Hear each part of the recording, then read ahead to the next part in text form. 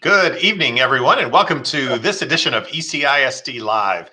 My name is Scott Muri, and I'm the Superintendent of Ector County Independent School District, and it is my pleasure to welcome each of you to tonight's show. We have a pretty incredible lineup of guests that we're going to meet in just a few minutes. Our focus tonight is on health and wellness. We recognize not only has the pandemic created a lot of stress and anxiety in the lives of our students and families and staff members, but as we enter the holidays, many times even the holiday season can add to the stress that sometimes each of us may feel. So tonight we have a panel of experts.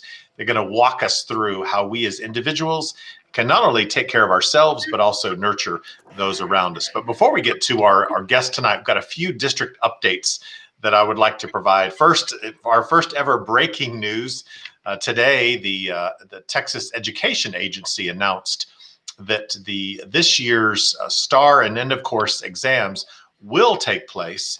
And so that's good news for our kids. We're excited about that opportunity. The piece that will not happen this year is the stakes that are typically tied to those, the high stakes, the promotion retention standards, the letter grades, the A through F system that is placed upon, or that those data are used for. All of those have been waived this year, just like last year, in which school grades were waived and other accountability pieces. Once again, the state of Texas will be waiving those accountability requirements. The primary reason for that is really our topic tonight, and that is the stress and anxiety that this pandemic has caused. We have a large number of our students that are, in fact, 37% of our kids that continue to be educated in a virtual environment, and our teaching and learning situation is not ideal. Our teachers are wearing masks and face shields. Some of the practices that our teachers know are best with kids, we're simply unable to implement some of those practices because of COVID-19. And so while we welcomed that news today and are appreciative of the Texas Education Agency and the commissioner for making that decision on behalf of not only the children in Ector County, but all children.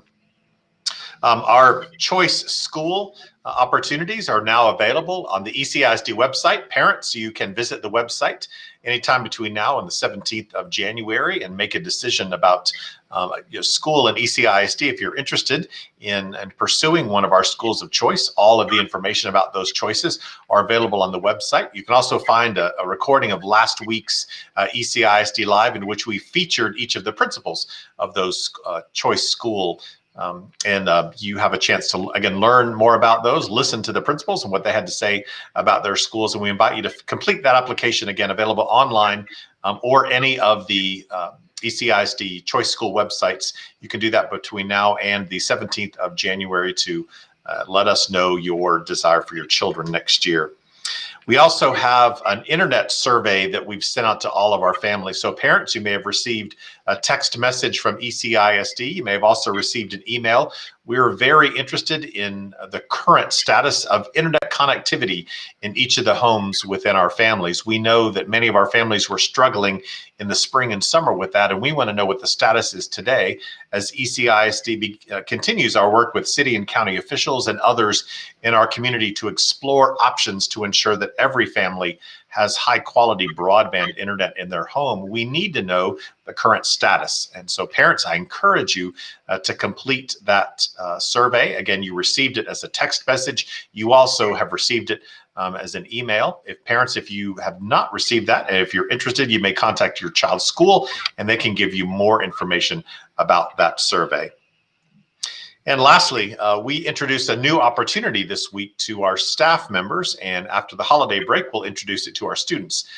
Due to the fact that COVID-19 continues to be alive and active in our community, we've instituted an opportunity for our staff members to be COVID tested within the school environment. So if a staff member begins their work day and they're feeling well, but suddenly during the day, they start displaying some of the COVID-19 symptoms, our staff members are able to take that COVID-19 test. It is a quick test.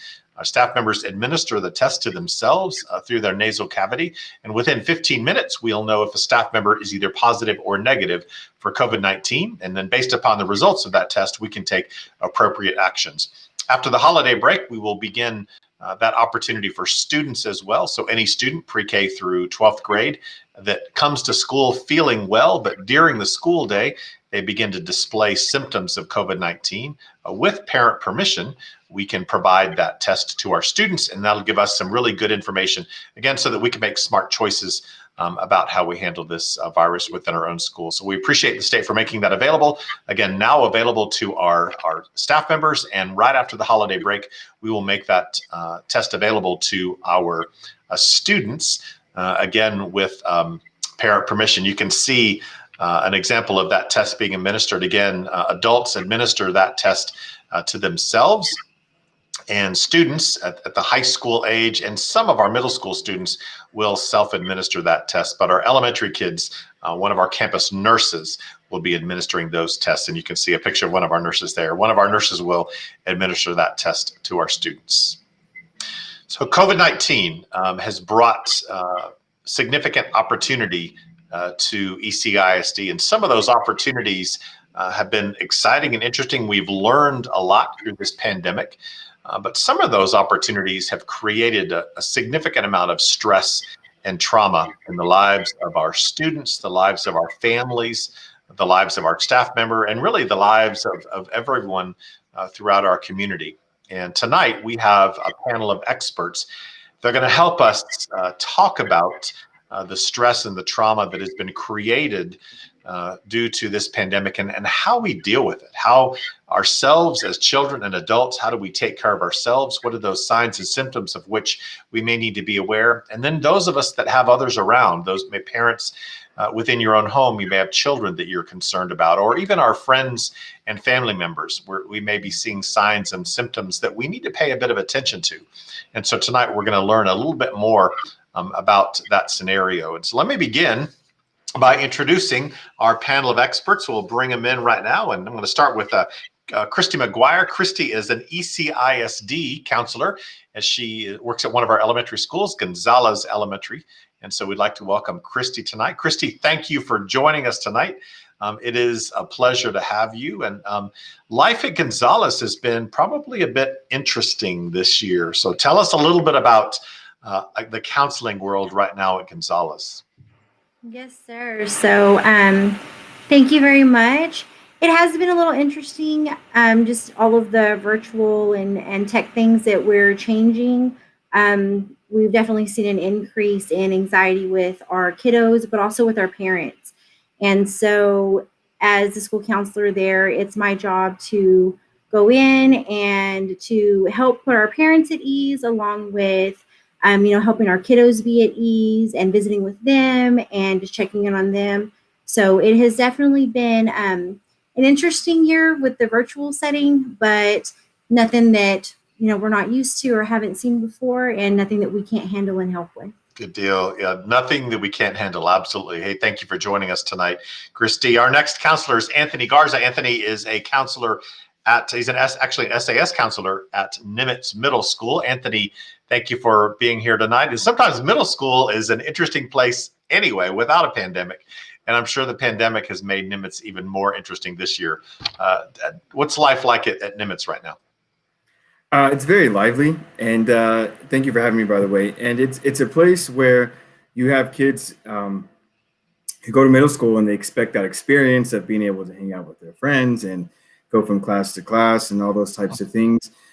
So there's been a big disruption in routine for a lot of these students, but you find that the kids are adapting well, and the counselors that we do have on campus, me and two others, we're doing our best to help them adjust and to provide them any resources necessary to help them focus on their education and try to get the best experience as possible. Good. Appreciate that. Thanks, Anthony. We'll chat again in just a few minutes. My next guest tonight is Mary Perry. Mary is a psychosocial coordinator for Permia Care. So, Mary, you see how this pandemic has affected the broader community. What are you seeing in Ector County right now? A lot of stress and anxiety, increased suicidal ideations. A lot of it has to do not only with the virus and the political environment, but also with not being able to pay your bills and rent is really a big thing right now. Just trying to keep a roof over your head.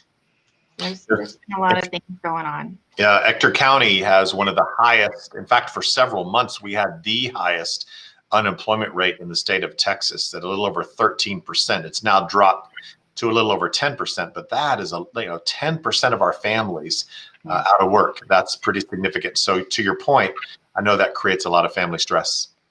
Very much so. We are called endlessly to get assistance in that area. Yeah, well, good. Thanks, Mary. We'll chat more, but I appreciate you being with us tonight.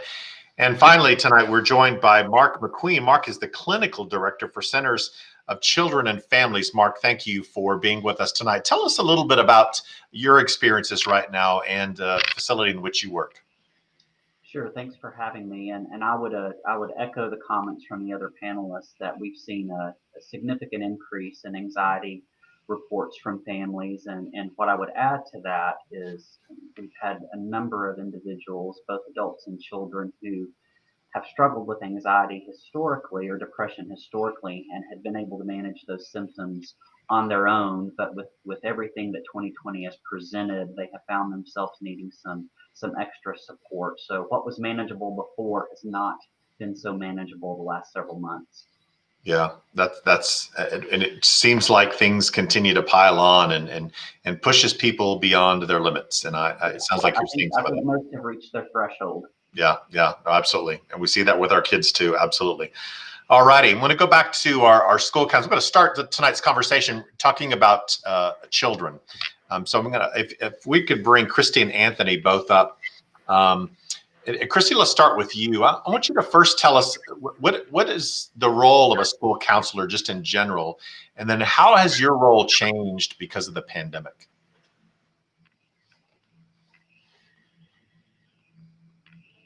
I think you're on mute, Christy. There you go. I'm so sorry about that. That's all right. So my role as a school counselor is to visit both with my families and with my parents, my kiddos. We do small groups with kiddos that may be struggling with maybe social skills or maybe aggression, those types of things. I see my kiddos for anxiety sometimes. We also, on an elementary level, we wear many different hats. And so it's not abnormal to see me, helping out in the lunchroom or to see me helping out with some kind of testing that may be going on as well. But my campus is really strong with allowing me to see my kiddos and visit with them. The difference now with the pandemic is just that there's an increase in the kiddos that I've been seeing. I'm also finding an increase in the anxiety with our parents as well, mostly caused by their kiddos being anxious. And so they're reaching out because they want what's best for their children. And so when they also call, I try and do my best to check in on the whole family and make sure that the parents know that this is a safe place. We've got your kiddos. We're going to do everything we can to help them and make them successful. Good. One of the things that Mark said just a minute ago, families, and you actually alluded to that, you already were dealing with kids that had pre-pandemic, stressors in their life, and you were supporting them. Have you seen those children? Have you seen the pandemic really impact those children in a significant manner? Yes, sir. We've seen an increase with those kiddos, and then just an increase in numbers with my kiddos that I've never seen before in the past. That now they're needing that support and that help as well, when before, they were doing just fine. Yeah. That's just again, it seems like we continue to layer a variety of stressors on top of our kids. Anthony, what about you? What's a typical experience? You're an SAS counselor in ECISD. So what is your typical role at school? And then how has the pandemic changed that? So an SAS counselor, we are a support for the campus, but also for the school professional counselors, which is what Christy is here. And our job is to really focus on emotional support, psychological support, psychoeducation. And we are there to provide a Band-Aid for a lot of issues that come up in school, stressors, anxiety, the changes with COVID. We do give coping skills. So we try to really kind of introduce people into counseling, but we are not like we don't do full-blown on counseling with students in the school. We do a lot of referring out. We help with attendance, and we try to help the kids who are at risk and get them things they may need, like clothes or perhaps services that the district may be able to provide them with. And we focus a lot in that area. And the way that's changed a lot with COVID is the fact that we do have some kids who are virtual. The job was much simpler when we had everyone on campus and having to go out there and reach them. And even with students now, having Chromebooks, we're doing our best to try to make ourselves available to them, to let them know that we are there and what services are provided by the district. Yeah, that's a whole new element. You know, kids that the additional trauma keeps them at home because of COVID, and then having to reach those kids. I'm sure that's difficult. Christy, as you think about the parents that are watching tonight, and they may have, you know, children in their home that are of the elementary age, what are some things that parents might want to pay a bit of attention to ensure that things are healthy? Any signs or symptoms for stress and trauma? Well, and so what I've seen most recently is with our littles, a lot of times their stomachs will start hurting. They might have a headache, just kind of those small ailments that we think, you know, oh, okay, well, maybe we need something to eat, or those little things that, you know, as parents, sometimes we say, well, no, you'll be okay. So they want to really look for those types of symptoms and signs. Other things that they might want to look for is just maybe the child getting frustrated easier than what they would normally. And I always recommend for parents to check in with their kiddos. Hey, how's your day going? You know, what happened today? Is there anything you need help with? Those types of things, just especially with our little ones. We're showing some of you have some resources actually, Christy, available to parents. You want to talk us through where parents might go for some help? Yes, sir. So on my campus, I have 2 places that I meet with my kiddos, or that parents can find resources. So the first one, which you see beside you, is my counseling website. And on that website, it covers things like character education lessons. It covers things like some coping strategies for different types of things, whether it's anger they're seeing at home, or if it's grief that they might be going through. Because unfortunately, the pandemic hit, but life didn't stop either. And so, like you said, we see that stack of, well, the pandemic hit, but then mom and dad also weren't working, and everything just kind of snowballs. And so there's some coping skills on there. There's also the resources in the community, like Anthony was discussing, for help with paying your bills, clothing assistance for the kiddos, medical assistance. Those types of things are listed all on my website. The other part is the Google Classroom, which was the second thing that was shown, and that's where I meet with my kiddos, and they can have one-on-one virtual sessions with me. And virtual lessons. So even though you have virtual students, you're still available to kids in a virtual environment. They can have a one-on-one opportunity with you. Yes, sir. Good. Oh, that's good. Anthony, talk about middle school students, really middle school, high school, those secondary kids. Again, same question I asked Christy. Signs and symptoms, things that parents may want to pay attention to as they observe and interact with their middle school or high school student. The easiest thing that I've noticed in the middle school, and I've heard from other counselors in high school, is a student's grade suffering. So you have to understand that a lot of college courses are done completely online. And when students at the beginning of the year had to be online, it was a different type of discipline that they had to adjust to. And it was a big learning curve. And so when you're in the classroom and you have the teacher motivating you, you have the students around you as a motivation, it's different when it's completely all up to you. And that's kind of an adult type thing to be able to say, hey, I need to be in class, I need to do this, I need to get it done, especially when you're at home and your own environment and there's so many distractions. That's one of the first things you can see. The second thing that you normally see is that you see a big change in behavior. We've been through COVID now for a few months, and people are starting to slowly adjust to it. But when you start seeing that your child has not, in some sense, kind of plateaued or gone back to kind of a usual self, it's usually signs that they haven't been able to kind of accept, or at least for now, COVID as a norm. Because at some point it should become a normalcy that, you know, there should be a mask or there should be some social distancing, and they're just not adjusting to it, and it's still affecting them emotionally and psychologically. Yeah, no, interesting. Good. Any resources? I think there you go. I knew you had some resources as well. Uh, Anthony, your page is up. So you parents at Nimitz can visit the Nimitz website and access what types of information would a parent find on your website, your counseling website? So on the first one you showed on the Google sites, I automatically have suicide hotline numbers, chat numbers, also for those of LGBT and so forth. You'd be surprised at how many students have just come and they're just in situations where school's a normalcy for them and it's a safe haven, as a lot of counselors have said. And Yep. when they're all virtual or when they had to come back slowly into school, they weren't able to have that place of reprieve. So they need to have a place to reach a counselor after school hours or be able to reach them anytime they're having a crisis. And so that information is up there. Something that's kind of new that we got exposed to as SAS this year were virtual calming rooms. So we put those on there. They're not new to the world of counseling or psychology, but they're new to this district. And if the kids don't know what they're looking for, you can find anything on YouTube. So we just kind of provide those. And it's really just kind of very scenic things of just like listening to rainfall or coloring in things. And it's just very calming and soothing. Virtual calming rooms. Nice. I might need to visit one of those. That's good. Thank you.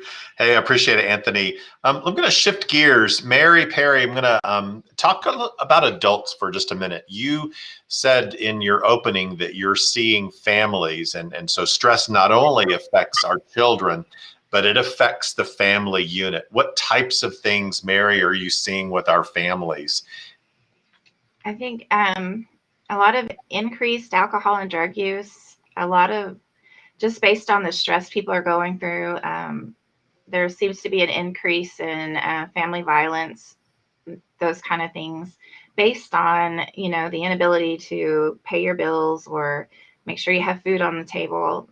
There's lots of resources out there, but maybe you're not qualified for them. So it's just really difficult right now. Lots of stress and anxiety, irritability, some anger outbursts, those kind of things.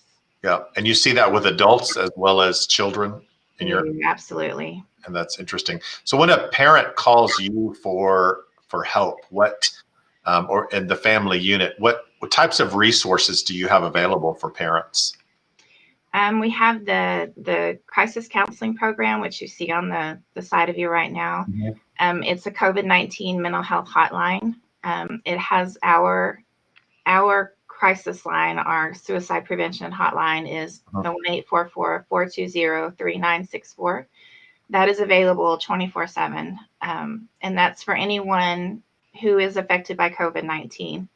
We also have our Family Resiliency Center, which was developed about a year ago to deal with the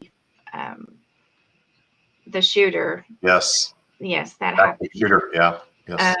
I could give you the number. It's the 432-848-6944. And they do all sorts of things, yoga, art classes, just different things to help with the stress and anxiety.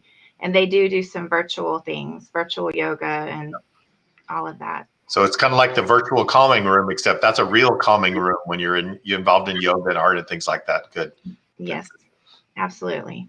Mark, I want to talk to you for a minute about individuals. We may have some folks watching tonight that are feeling that stress and anxiety. So it's more than just I'm seeing it in my family or I'm seeing it in my child. I'm actually feeling it. When somebody calls your organization or comes to see you and they're feeling anxiety, what words or resources do you share with them? So we are able to offer them individual or family or marriage counseling, are able to offer them coping strategies. Now, what I'm seeing is, and Mary alluded to this, that things that were not that could be destructive that people had in their lives have become destructive as the stress has piled on with increased substance abuse. If there were issues in the marriage, for example, that maybe hadn't been addressed, those have come to the surface and now become crisis for the family.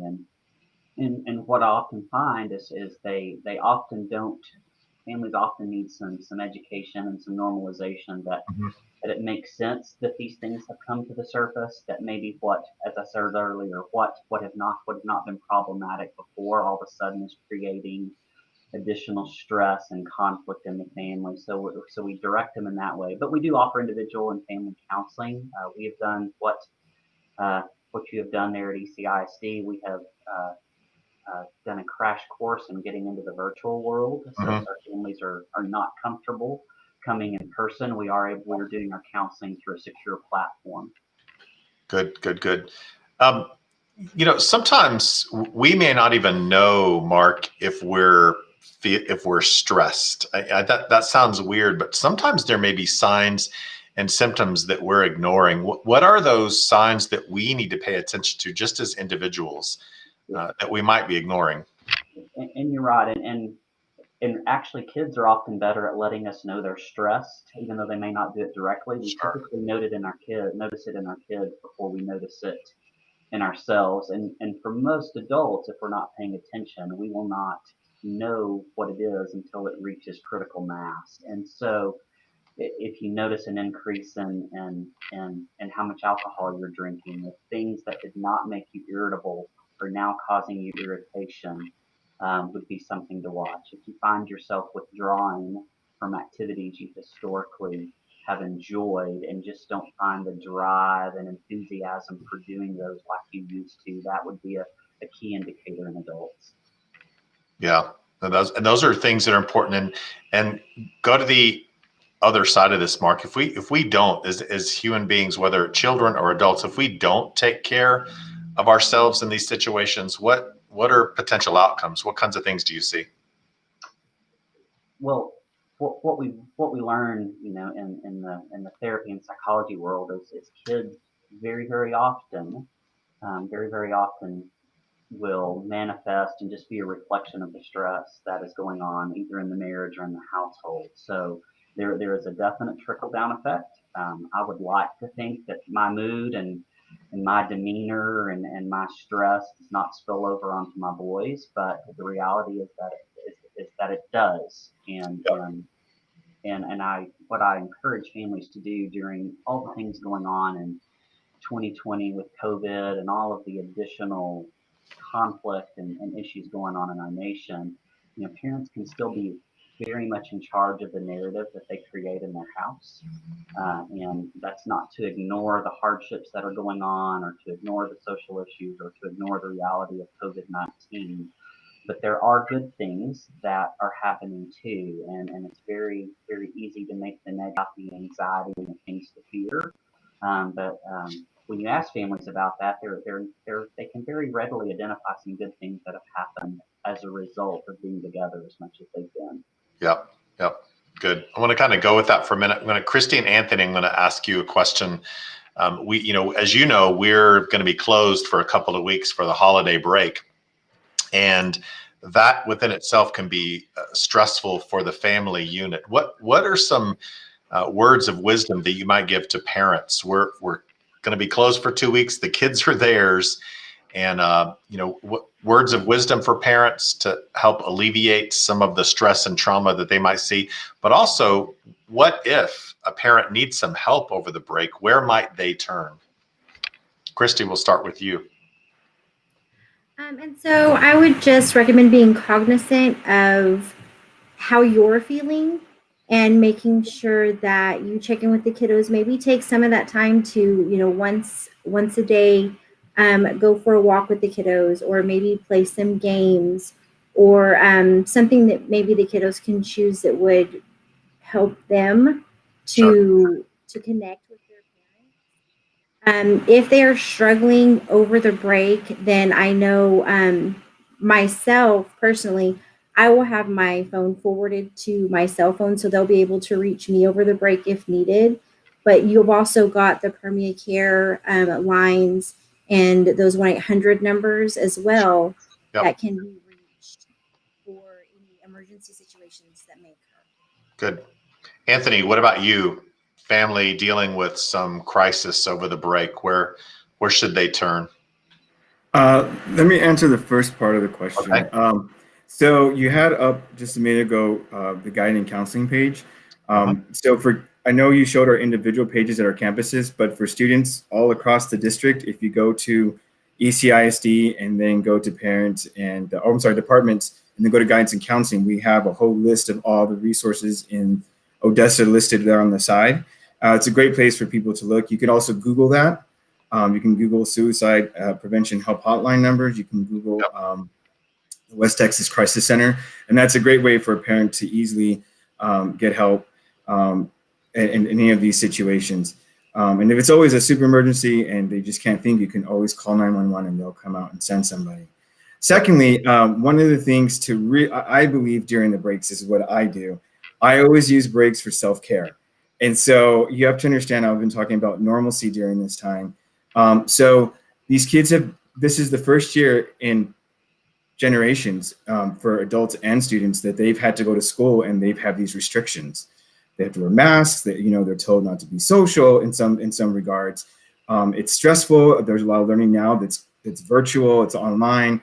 Yes. And so going home is a time for them to relax, self-care, forget about those worries if they can, enjoy family, and do what's going to just calm them so they can come back and be a little bit ready, because there has been layers, like y'all said, layers of anxiety and just stress, and you don't really know how those layers build up until you give yourself a time to just relax and calm down. That's interesting. Yeah, to your point, we don't know sometimes how those layers of stress build up until we give ourselves an opportunity to take care of ourselves. So, that's a great point. Mary, kind of the same question to you. The ECISD is closed for 2 weeks for the holiday break, and our families will have limited access to services and resources. What's available from Permia Care over the holiday break, and what guidance might you give to families that deal with stress? I would think one major thing would be just be patient with each other. Realize that everyone is going through the same thing. We're just experiencing it differently. So be kind. Go out of your way to be kind, and do take care of yourself.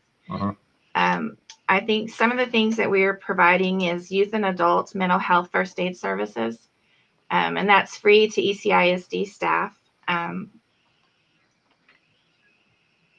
sorry, I just went blank. Also, just take care of. I lost my train of thought. Okay. Are you all? Does Permia Care? Do you have services available during the time that we're closed? Because again, if somebody attempts to reach out to us, it may be difficult. But do you have opportunities available over the break? We do. Our children workers work with ECISD students during the break. So they're there. Also, just calling the crisis line and talking to somebody to see what is out there for the kids. Yeah. You know what? I'm going to prompt you with a word, and then Mark, I'm going to come to you with this one too. But a word that all of you have used tonight is the word suicide. And have you seen, Mary, a heightened level of suicide in our community? And is that something that we need to be concerned about? It is very much something we need to be concerned about. And if you start noticing changes in your friends, your family, particularly them giving things away and saying goodbye, ask them straight up, don't be scared. Do you plan to kill yourself? Because sometimes they just need someone to say, hey, I'm listening, I'm paying attention. So yes, the suicide ideation and actually the attempt or the success has increased this year. You have an 844 toll-free number on the flyer that we're looking at right now. If somebody was dealing with suicide, either they know someone or they're having feelings themselves, would that be an appropriate phone number for them to use? Absolutely. Yes, sir. All right. Mark, I'm going to ask you the same question. We've heard suicide several times. Your perspective, are we seeing an increase, something we need to be concerned about? Yes, there has been an increase, and even without COVID and the additional stress, this would be the time of year traditionally when you receive more calls like that, and depression tends to spike more in the cold months. And so this is a time of year when you're concerned about it regardless. And and those numbers Mary shared are good numbers. Centers also has a crisis on call, so you're able to reach a therapist 24 hours a day should you need to, if it's after hours, if you run into someone who is experiencing that. Talk about self-care for just a minute, Mark. So we what and family self-care and adult self-care. What does that look like? One of the main things that I think answers for both of those, one of the things that has been lost in 2020 is just the natural rhythm and markers throughout the year. Those are largely gone. But families and individuals do, as much as some of us fight against it, we do better when there is routine and rhythm and predictability to life. Some of those things socially we're not able to control, but things in our home, how we structure our day, when we eat our meals, things we participate in socially that are allowed, we can still create a rhythm and a routine to our life, and mood tends to stabilize more for us when we have that in place. Yeah. It's important. We hear that phrase a lot, but sometimes understanding what that means it's important. And I think it may, to your point, it may look different for different people. So different answers to that question. I'm going to stay with you, Mark, for just a minute. One of the questions that folks have asked tonight is about what they can do as just a member of the community or an observer. How does someone help? It's not a family member, but I see someone that may be struggling with stress. Maybe it's a child, maybe it's a family, maybe it's a friend or a colleague. What can I do as just a member of society, a community member or a friend? I think, first of all, so often we don't feel permission to ask even people close to us if things are okay. It feels intrusive. It feels like we're putting them on the spot.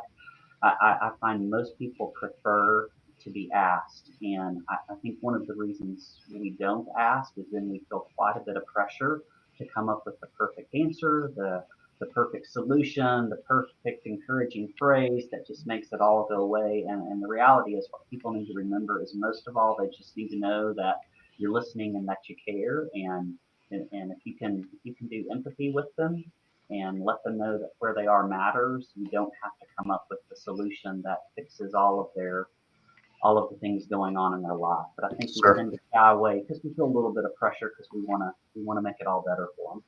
Yeah. Mary, same question for you. Again, somebody in our community that just wants to help or support. What would you advise them? Pretty much the same. Reach out to someone. If you notice that there's changes in their behavior, you notice something's different, just let them know that you're there for them. That's very vital. People do not like to feel alone, and loneliness, especially this time of year, is a big issue. Yeah, no, absolutely. Yeah, that loneliness word, it's interesting. When you think about the holidays, you don't often think of suicide, but the reality is, to your point, many people are lonely during the holidays, and it can drive up that the suicide ideation and just those feelings of loss. So good. Christy and Anthony, ask you the same question. And let's talk specifically about kids. Maybe you're a neighbor or a friend, a church member or something, and you notice that a child is struggling. Christy, what might you do? I'm not the parent, but I'm just seeing something, and I'm uncomfortable with what I'm seeing. What guidance would you give? How can I help? The same, be willing to ask the question, but more than anything, also be ready to listen. So, you don't want to make them feel like, well, I wanted to ask, but, well, you've given me too much information. So, like our colleague said, you don't have to have the perfect answer, but ask and then just be willing to listen, because sometimes that's all they need is just to talk and get it off their chest. Yeah. Anthony, what about you? Middle school, high school kid, the secondary kids, sometimes they can be standoffish anyway, but what do you say to someone who just wants to help? So oftentimes some people are not comfortable putting themselves in that situation, whether they want to help or not. So it kind of reminds me of that little game we used to play in school called telephone, where you tell one person. So if it's a student, and most people, especially if it's a neighbor or if it's someone from church, they know where they go to school. It's not uncommon for loved ones or family, friends of families, or even family members to call the school and say, hey, this student goes here. I noticed they're acting different. Is there any way a counselor could see them? And it's a great reference to referral because one, they have access to an SAS counselor who is an LPC, and then they also have access to our school professional counselors who may also be at LPCs. But it's a quick way just to see what's going on, to alleviate some pressure and to find out what's going on immediately. So if they do need some help, they're going to be able to, the school's going to be able to give them the resources necessary, or at least refer them, or at least send them in the right direction. Yeah, absolutely. Thank you for that. Want to do one more round of questions. I'm going to ask all of you to kind of respond to this one. And that is our audience tonight, primarily adults. And so we have folks that live within our community. We have parents, moms and dads that are watching. And then we have, educators, teachers, administrators, and others that work for ECISD that are paying attention tonight. So words of wisdom as we continue to deal with this pandemic, as we enter a holiday season that is unique and different. What words of wisdom, and maybe their coping strategies, if you will, would you give? Christy, I want to come to you. What words of wisdom would you give for folks tonight? So I would just give to them that we are all going through the same thing. We've all got our struggles. Everybody is facing some snowball of their own. And so please just know that whatever you're going through, you're not going through it alone. Everyone is going in it just in a different way. And so as for coping, the best thing that I can say is just breathe. We know as counselors that when we tell our kiddos to slow down and take deep breaths, that physically calms our bodies. And so the best thing that I can give to our kiddos and our parents and our families out there is just take a moment, take a couple of deep breaths, and then when you're ready, go ahead and jump back in there. Yeah. Counselors are so wise. It's the little things in life that sometimes you think of something as simple as breathing. But the reality is, if you really think about that, it actually does help when you do it the right way and you take time and consider it. Thank you, Christy. Appreciate that. Anthony, coming to you, same question. Words of wisdom for our folks tonight.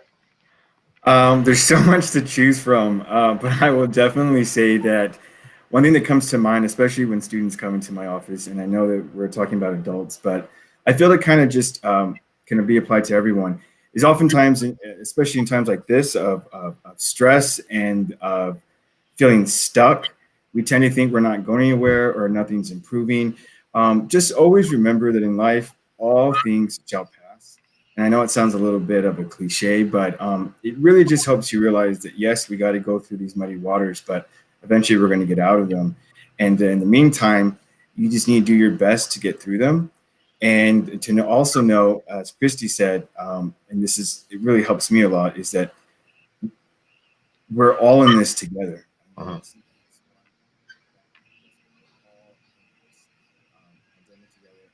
Realize that we kind of share in that human suffering, and it really just kind of helps alleviate some of that pain. Sometimes it does make you feel a little better to know that others are feeling the pain too. Yeah, to your point, this time it is everyone that has it. Good. Thank you. Mary, what about you? Words of wisdom for our viewers tonight. The best thing I can say is be gentle with yourself. We're going to make mistakes and we learn from them, and we just have to figure out how to pick up the pieces and move on. And remember like he was saying, this too shall pass. And hopefully on the other end of this, we'll all be okay. Yeah. That's an interesting phrase. Be gentle with yourself. That's sometimes we're really hard on ourselves. I haven't heard anyone use that phrase before, but that makes a lot of sense right now. Take care of ourselves. Just be gentle with yourself. That's good. Mark, what about you? Words of wisdom. Sure. So what I would add to that, and I agree that it's nice to remind ourselves that this will come to an end, but I think it's also important to remember this is not the first thing that has caused the stress in our life. Stress is really not new, and I think the most important thing we can do is, one way or another, this experience is going to shape us. It is going to shape us negatively, even when it's all over, or it's going to shape us positively. And I think parents visiting with their children and making sure the conversation is not just about getting through it and coping with it well, although that's key, is to have some conversation with them about how they're going to let all the events of this year shape them. Yep. Yeah, we are shaped by life, and so good words. Good words. 4 experts, thank you for being with us tonight. And clearly, you demonstrated that this is a field in which you have significant expertise. We appreciate the work that you do to support our children, to support our families, our educators, and our community. This is an incredibly difficult time that we are all dealing with. But like we said in the beginning, it is something that we do together, and is something that we will overcome. And there is light at the end of this tunnel. So thank you for being with us tonight. We appreciate you. And to our audience tonight, thank you. As you've heard tonight, and as you're experiencing, life is really hard right now. But I'll use Mary's words and give her credit for them. Be gentle with yourself. Take time for self-care. Take time to recognize that we're in this together, and it's all right. It's all right to have a bad day, and it's all right to have a good day. But be gentle with yourself. Don't be too hard on decisions that are made and on the world in which we live right now. We will not be together next week, but we will return in the new year, so 2021. This will be the last show of the 2020 calendar year. I think we're all fairly grateful to head into a new year, and knowing that life will be in a better place for each of us. So thank you for joining us for tonight's edition of ECISD Live. It's a pleasure to have you with us this evening. Good night.